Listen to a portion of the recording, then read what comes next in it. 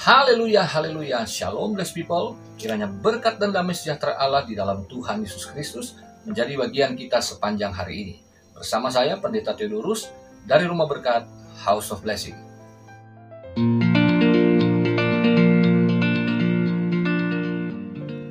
Blessed people, tema kita hari ini adalah megahkan dan pujilah Tuhan yang memberkati kita.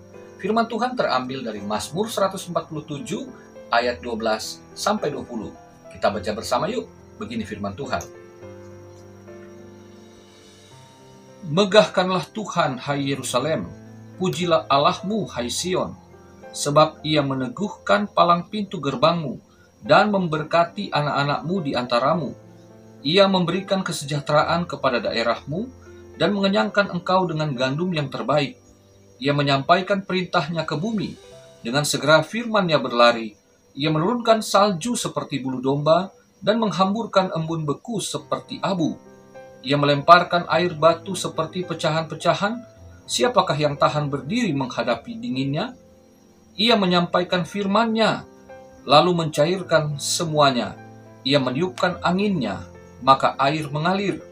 Ia memberitakan firman-Nya kepada Yakub, ketetapan-ketetapannya dan hukum-hukumnya kepada Israel. Ia tidak berbuat demikian kepada segala bangsa, dan hukum-hukumnya tidak mereka kenal. Haleluya. Nah, saudara yang terkasih dalam Tuhan, bahwa ini adalah bagian yang ketiga dari renungan firman Tuhan yang saya sampaikan, karena memang secara unik, Mazmur 147 ini adalah 3 Mazmur yang digabungkan menjadi satu Mazmur. Nah, saya sudah sampaikan itu dalam 2 seri sebelumnya. Saudara dapat menonton bagi yang belum dengan judul seperti ini. Ada 2 judul, saudara lihat. Oke, kita lanjutkan. Nah, hari ini saya mau sampaikan itu dari ayat 12 yang mengatakan megahkanlah Tuhan, pujilah Tuhan. Dikatakan di sini Yerusalem, nama lainnya adalah Sion. Jadi Yerusalem itu ya Sion. Maksudnya adalah kota ini tempat di mana Allah bersemayam. Karena di Yerusalem ada bait Allah, ada tabut perjanjian yang melambangkan kehadiran Tuhan bagi Israel. Jadi Yerusalem atau Sion adalah tempat perkumpulan pribadi maupun keluarga dan keluarga yang ada di dalam suku-suku Israel. Mereka yang rutin datang beribadah. Dengan apa yang dikatakan oleh pemazmur dari ayat 1, kalau kita melihat bahwa Tuhan memulihkan Israel. Karena apa? Karena Yerusalem diperbaharui. Pada penutup Mazmur ini, pemazmur mengajak kita untuk memegahkan dan memuji Tuhan karena pemulihan yang Tuhan adakan bagi Israel dimulai dari Yerusalem, pemulihan hubungan antara umat dengan Allah itu sendiri, maka pemulihan berkat-berkat juga terjadi atas umatnya. Berkat apa sajakah itu? Ada 3, saudaraku. Yang pertama di ayat 12 sampai 14. Berkat itu berupa perlindungan, ya, Tuhan yang melindungi Israel, Tuhan yang melindungi Yerusalem dengan palang-palang pintu. Jadi sesungguhnya di sini bukan palang pintunya, tapi Tuhan itulah yang menjadi pelindung sejati. Bagi kita juga hari-hari ini, saudaraku, kita masih hidup, kita semua terlindungi oleh berkat Tuhan. Tetapi anak Tuhan juga yang terkena dampak pandemi, kena penyakit, atau bahkan ada yang meninggal, bukan berarti perlindungan Tuhan tidak terjadi. Karena yang hakikat yang Tuhan lindungi, yang menjadi inti kehidupan manusia ada pada roh dan jiwanya. Tubuhnya memang bisa sakit bahkan meninggal karena sudah jatuh ke dalam dosa sejak manusia pertama jatuh ke dalam dosa. Tetapi di sini Tuhan memberikan pengharapan dalam jiwanya melalui rohnya, di mana rohnya itu mempercayai bahwa Tuhan ada bagi dia. Tuhan menjaga dia, Tuhan memberikan jaminan kehidupan yang kekal baginya. Nah, saudaraku, berkat selanjutnya adalah kepada anak-anak kita. Sebagai orang tua patut memang biasa kita khawatir karena dengan pandemi ini pekerjaan kita ya atau pendapatan kita jauh menurun, ya, bahkan usaha ada yang hancur, ada yang bangkrut. Sebuah kewajaran sebagai manusia kita khawatir. Tapi ketika kita baca firman ini, bahwa Tuhan juga memperhatikan anak-anak kita, Dia memberkati kita. Kita tidak sanggup, tetapi kita ingat kita punya Tuhan yang menjamin kehidupan anak-anak kita. Tuhan juga yang memberkati daerah di mana jemaatnya tinggal. Daerah sekitar kita semuanya terkena dampak.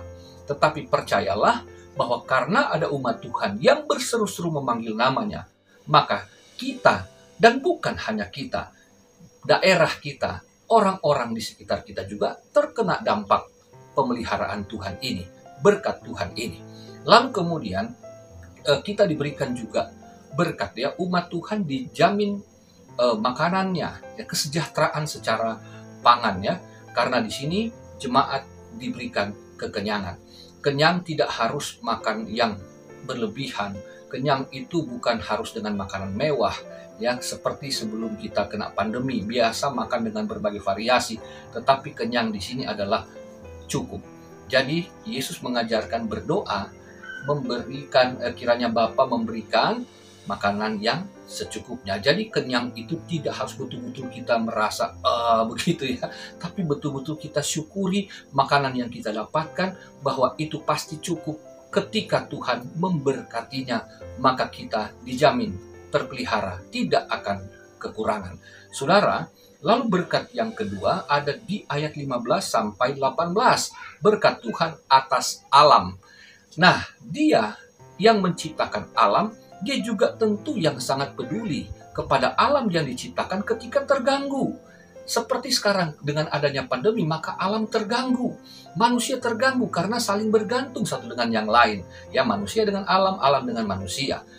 Dan Allah campur tangan di dalamnya. Bahwa seperti kitab Yesaya juga mengatakan, dia pasal 55 itu ayat yang ke-11, bahwa firman Tuhan ketika keluar dari mulut Allah, itu pasti terjadi, saudaraku. Tidak akan pernah batal, tidak akan pernah gagal. Mengapa? Karena Tuhan ketika Dia berbicara, Dia melakukannya dalam hikmat dan kuasanya. Jadi ketika Tuhan berfirman, Dia akan memulihkan alam, maka itu pasti terjadi, saudara. Kita imani itu. Bersyukur saya ketika membaca satu artikel, ya, dikatakan bahwa ini pada Hari Bumi beberapa bulan yang lalu dikatakan adanya pandemi COVID-19 justru menguntungkan bumi.